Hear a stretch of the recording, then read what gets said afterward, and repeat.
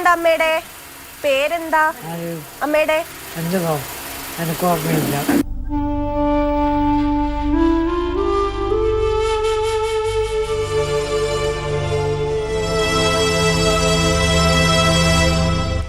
എനിക്ക് ബോധമില്ല.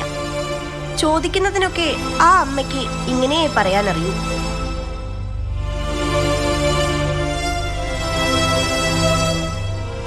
മറവി കാർന്നു തിന്ന കുറച്ച് മനുഷ്യർ. അവർക്ക് നാടറിയില്ല, വീടറിയില്ല, ബന്ധുക്കളെ ആരെയും ഓർമ്മയില്ല, നല്ല കാലത്തിൻ്റെ ഒരു നാമ്പ് പോലുമില്ല. ഒന്നും അറിയാതെയാണ് അവരുടെ ജീവിതം.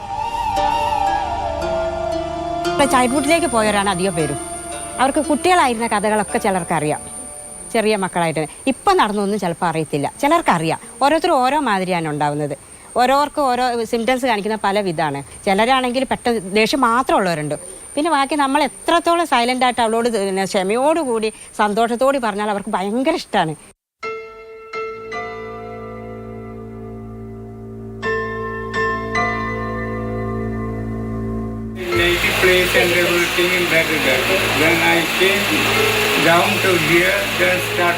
പലരും ഉയർന്ന ജോലികളിൽ ഇരുന്ന മനുഷ്യരാണ്. ഇപ്പോൾ ദിനചര്യകൾ പോലും തനിയെ ചെയ്യാനാകില്ല. പരിചരിക്കുന്നവരൊക്കെ അവർക്ക് ചേച്ചിമാരും അമ്മമാരുമാണ്. ഞങ്ങളൊക്കെ ചേച്ചി അല്ലെങ്കിൽ അമ്മ, ആൻറ്റി, ആ ഒരു ഇതിലാണ്. ഇപ്പോൾ ജോർജ് അങ്കിൾ വിളിക്കാൻ ഞങ്ങളെ ആൻറ്റീന്നാ, അല്ലെ ചേച്ചി. ചേച്ചി അതെടുത്ത് തരുമോ ഇതെടുത്ത് തരുമോ, ആ ഒരു ഇതിലേക്ക് അവർ പോയത്. ചെറിയ കുട്ടിയാണ് അവർക്ക് വിചാരം. ഇവരെ ഞങ്ങളൊരു മൂത്രം ഒഴിക്കാനുണ്ടെന്ന് പറഞ്ഞാൽ തള്ളരുത്, കിടക്കണമെന്ന് പറയുമ്പോൾ തള്ളരുത്. ആ അച്ഛ ഞങ്ങൾ കിടത്ത അപ്പോൾ ഇവരോട് സ്നേഹം. ആ തള്ളല് തിരിച്ച് ഞങ്ങൾക്ക് കിട്ടും. ദേഷ്യപ്പെടും. പിന്നെ ഇവർ സാധാരണ ലെവലായി കിട്ടാൻ കുറച്ച് സമയമെടുക്കും.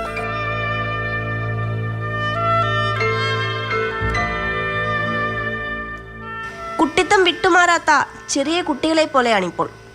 ചിലപ്പോൾ വാശി പിടിക്കും, ചിലപ്പോൾ തനിയെ ചിരിക്കും, ചില നേരം കഥകൾ പറയും, ചിലപ്പോൾ പാട്ട് പാടും. നാടികേരത്തിൻ്റെ നാട്ടിലെനിക്കൊരു നാഴിയിടങ്ങളിൽ മണ്ണുണ്ട്. സാധാരണ ജീവിതത്തിലേക്ക് ഇനി തിരിച്ചു പോകാനാകില്ല. അൽഷിമേഴ്സ് ബാധിതരെ സാന്ത്വനത്തിലൂടെ പരിചരിക്കുന്ന ഇത്തരം സ്ഥാപനങ്ങൾ രോഗിക്കും കുടുംബത്തിനും നൽകുന്ന ആശ്വാസം ചെറുതല്ല. പേരെന്താണെന്ന് പലർക്കും അറിയില്ല, കഴിഞ്ഞ കാലത്തെക്കുറിച്ചുള്ള ഓർമ്മകളുമില്ല. അങ്ങനെയാണ് ഈ രോഗം. ചെറിയ കുഞ്ഞുങ്ങളെ നോക്കുന്നത് പോലെ കരുതലും സ്നേഹവുമൊക്കെയാണ് ഇവർക്കിപ്പോൾ ആവശ്യം. ക്യാമറാമാൻ വേണുവിനോടൊപ്പം അഞ്ജന സുകുമാരൻ, മാതൃഭൂമി ന്യൂസ്, കോഴിക്കോട്.